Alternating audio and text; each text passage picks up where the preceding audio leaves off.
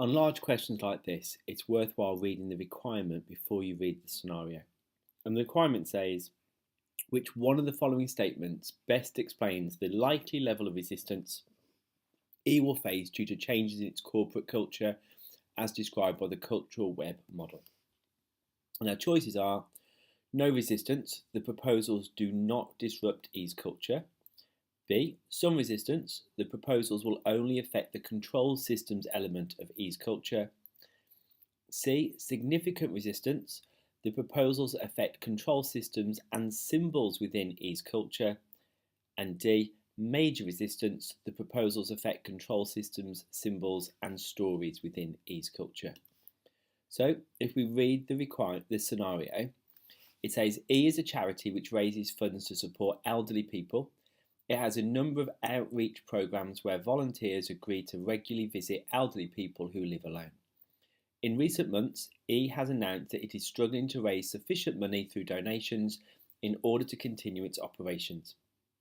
This is due to a television news article that showed one E volunteer stealing from their elderly hosts. While there is no evidence that this was anything other than an isolated incident, it has caused serious damage to E's reputation. The embarrassment of this has led to E appointing a new chairman who has instituted a review of operations. The chairman has suggested that the current approach to volunteers was too informal.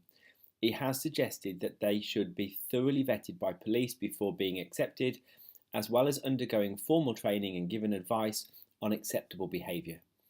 Volunteers who deviate from these guidelines would be immediately suspended. The chairman has also suggested that all volunteers have to wear uniforms with the E logo on them to make them more easily identifiable when making visits. The senior management of E has expressed concern over the proposals, with one manager stating that if we disrupt the corporate culture of E too much, we will see significant resistance from volunteers. In the end, they may simply refuse to work with us.